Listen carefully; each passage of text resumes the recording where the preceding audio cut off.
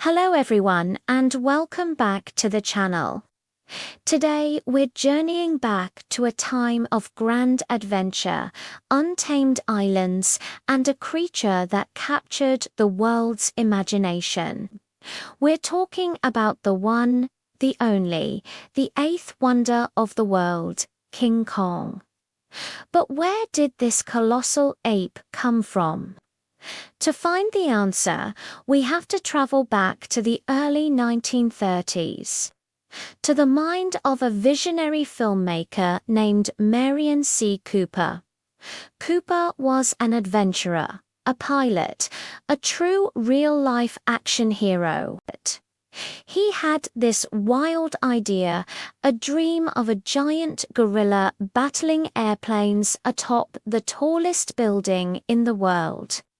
He teamed up with his creative partner, Ernest B. Schoedsack, and together they set out to bring this impossible vision to life. The year was 1933. The Great Depression had a tight grip on the world, and people were desperate for an escape. They found it in the darkened theaters showing King Kong. The film was an absolute sensation, a technical marvel that no one had ever seen before. The magic behind Kong was the groundbreaking stop-motion animation by Willis O'Brien. He painstakingly moved the Kong puppet, frame by agonizing frame, to create the illusion of a living, breathing creature. It was a revolutionary technique that blended seamlessly with live-action actors, like the unforgettable Scream Queen Fay Wray, when audiences first saw Kang emerge from the jungles of Skull Island. They were terrified. When they saw him gently handle Darrow, played by Fay Wray, they were captivated.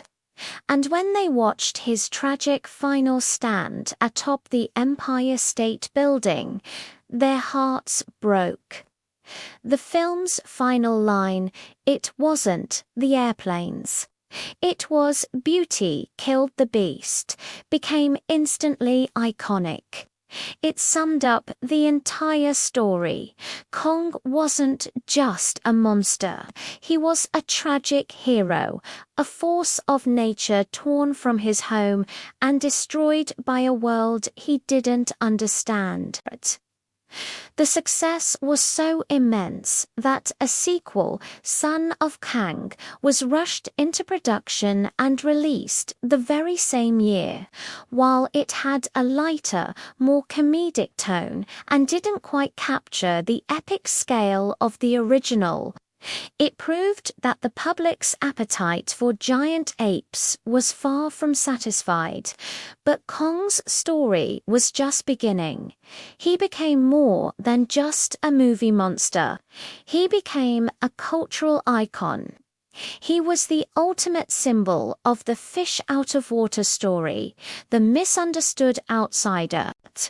Over the decades, Kong would be reborn again and again. Fast forward to the 1960s, the Japanese studio Toho, famous for another giant monster, you might have heard of Godzilla, decided it was time for the ultimate showdown. In 1962, King Kong vs. Godzilla hit the screens. This was the clash of the titans, the East meeting the West in a spectacular battle. This version of Kang was scaled up significantly to be a worthy opponent for the king of the monsters. He even got a new power, the ability to absorb and redirect electricity. The film was a massive box office success in both Japan and the US, cementing the idea of a shared universe of giant monsters, an idea that is still incredibly popular today. Then came the 1970s, a time of big-budget disaster movies and a new kind of cinematic spectacle. Producer Dino De Laurentiis decided it was time to remake the original classic. His 1976 King Kong was a modern retelling of the story. Instead of the Empire State Building, this Kong climbed the newly built Twin Towers of the World Trade Center. It starred Jeff Bridges and introduced the world to Jessica Lange, while it received mixed reviews from critics. Who loved the original, it was a huge commercial success. It won an Oscar for its visual effects, which used a combination of an actor in a sophisticated gorilla suit and a massive 40-foot-tall animatronic Kong. This version leaned heavily into the environmental and romantic themes, presenting Kong as a clear victim of corporate greed. After a lesser sexist sequel in the 80s called King Kong Lives, the great ape took a bit of a hiatus from the big screen, but you can't keep a good Kong down. In 2005, a director who had been obsessed with the original 1933 film since he was a child finally got the chance to make his own version. That director was Peter Jackson, fresh off his monumental success with the Lord of the Rings trilogy. Jackson's King Kong was a passion project, a 3-hour epic that was a loving, faithful homage to the original, using state-of-the-art CGI and motion capture technology, with actor Andy Serkis providing the incredible performance. This Kong was the most realistic and emotionally complex version yet. We felt his loneliness, his rage, and his gentle affection for Anne Darrow, played by Naomi Watts. The film beautifully recreated 1930s New York and an absolutely terrifying Skull Island, filled with dinosaurs and monstrous insects. For many, this film stands as the definitive modern take on the classic story, a perfect blend of heart-pounding action and genuine emotional depth. And that brings us to the modern era, two legendaries months. This ambitious cinematic universe kicked off with Godzilla in 2014 and brought Kong roaring back into the spotlight with 2017's Kong Skull Island.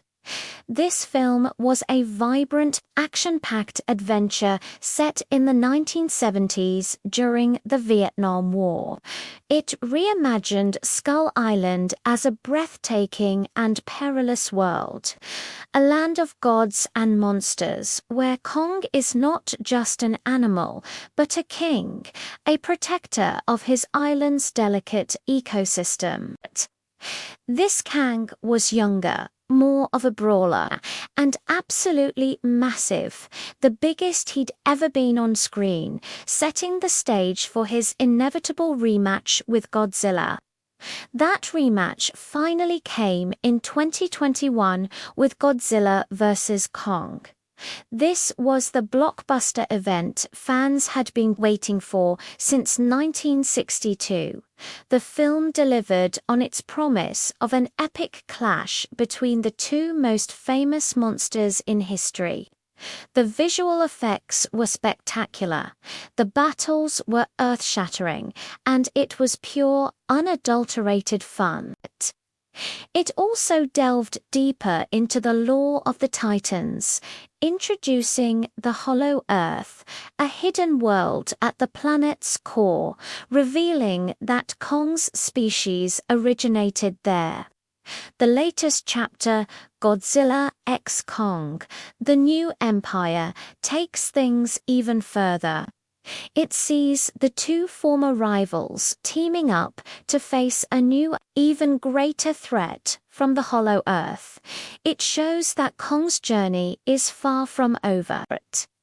He's evolved from a tragic monster to a protector, a king, and now a reluctant hero for the entire planet.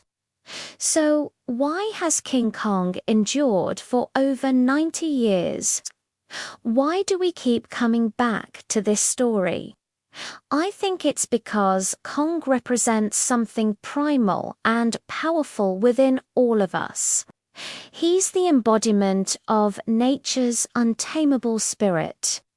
He's the ultimate underdog, a tragic figure who we can't help but root for. The story is a timeless myth, a Beauty and the Beast tale, a commentary on civilization versus the wild, and a cautionary tale about humanity's arrogance. From the painstaking stop motion of the 1930s to the jaw-dropping CGI of today. Each generation has reinterpreted King Kong for its own time, but the core of the character remains the same. He is a force of nature, a tragic hero, and forever the king. What's your favorite King Kong movie? Let me know down in the comments. I'd love to hear your thoughts. Thanks so much for watching today. If you enjoyed this trip to Skull Island, don't forget to hit that like button and subscribe for more deep dives into your favorite movie icons. We'll see you in the next one.